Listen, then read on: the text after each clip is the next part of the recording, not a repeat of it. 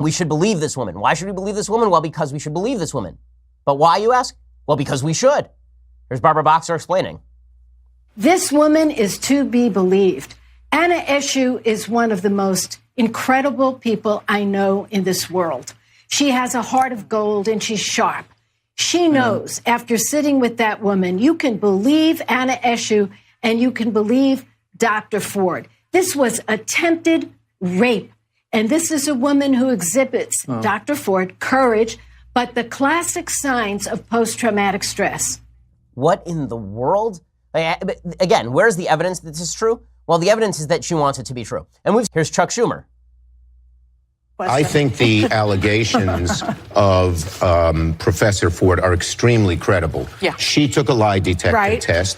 She talked to this to her therapist. They were having family counseling in part because of what happened to her 5 years ago and told all the details. And third, to come out and say something like this puts you and your family through incredible scrutiny. Yes. People throw brickbats at you and everything else. She didn't do it on a whim. I don't think she did it for political reasons. So she has a great deal of credibility. Okay, this argument that a woman has a great deal of credibility because she has a lot to lose coming forward. Who has more to lose, Christine Blasey Ford or Judge Brett Kavanaugh, who's not only going to lose his career, but also a slot in the Supreme Court? And if we're going to talk about people who have something to lose and who are risking a lot here, it's Kavanaugh, not Christine Blasey Ford, who's being held up as a heroine for all of this. Now, I'm not saying emotionally it's not difficult for her to come forward. And again, I'm going to say it for the 1,000th time. It's quite possible she's telling the truth, but I don't know, and you don't know, and nobody knows, because the only people in that room, even allegedly, were Brett Kavanaugh and Mark Judge, both of whom deny, and this woman. Brett Kavanaugh, by the way, says he wasn't even at a party. Right? He says he wasn't even at that party. And the left says, well, how does he know which party she's talking about unless he knows the party? Well, maybe he wasn't at a party. It's a pretty blanket claim. It should be easy to debunk if the Democrats think they can debunk it. So why can't they debunk it? Because they don't feel they need to debunk it. This is all politics. This woman took a lie detector test.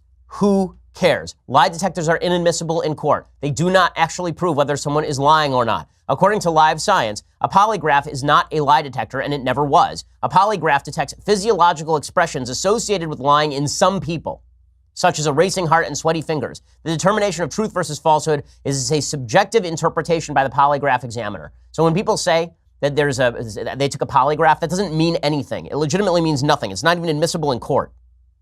And this is now proof that she is absolutely telling the truth. By the way, she could be telling the truth about what she thinks she believes. People actually, over time, people have memories of events that are not necessarily the most accurate, but you start to believe that that was your memory of the event because memories change over time. I'm not even accusing this woman of bad faith. All I'm saying is that if there's no corroborative evidence, there is no way to suggest that she is more believable than Brett Kavanaugh. It's cynical garbage, and how can you tell that it's cynical garbage the way the Democrats are playing this? Again, not the accusation, the way the Democrats are playing it. How can you tell it's cynical garbage? Listen to Donna Brazile. Donna Brazile was the head of the DNC briefly before it turned out that she was feeding debate questions, allegedly, to Hillary Clinton against Bernie Sanders, and then she was ousted. Well, she's still a respected figure in Democratic circles for some odd reason. But here's Donna Brazile explain. This, in a nutshell, is why Democrats are doing this. Democrats are doing this as a delay tactic. They are obvious about it. They are not hiding the ball. Here is Donna Brazile explaining. Does that sound right to you about a 1 in 3 chance of winning the Senate? Absolutely. Look, at the beginning of this cycle, we thought that the Republicans would take 60 seats in the Senate. But Democrats are doing well in states that Donald Trump won in 2016. Joe Manchin is doing very well. So, yes, we're confident, not overconfident, but confident that we can run the tables in the Senate. That's what this is about. Delay it until they run the table in the Senate. Then they have a majority. Then they can reject Brett Kavanaugh or anyone else Trump nominates and keep the Supreme Court seat open until after 2020, claiming that Trump is under FBI investigation, which he is not, and therefore that President Trump has no ability to appoint a Supreme Court justice. Now, look, deep down in your lizard brain, you're okay with the molestation of women? So how important is it then that the GOP doesn't cave and that they do vote to confirm Kavanaugh as much as they can, just to show, just to show that we're not going to let mob mentality rule. We're not going to let you say, so just some random person says that it happened with no evidence, and yet it's going to stop our entire plan. I mean, do you feel like that's setting a dangerous precedent? I think it is vital with all of the things going on, unless the evidence is there. If the evidence is there, then it's totally different. But it is vital. Or even, can I just say, or even if it's more likely than not.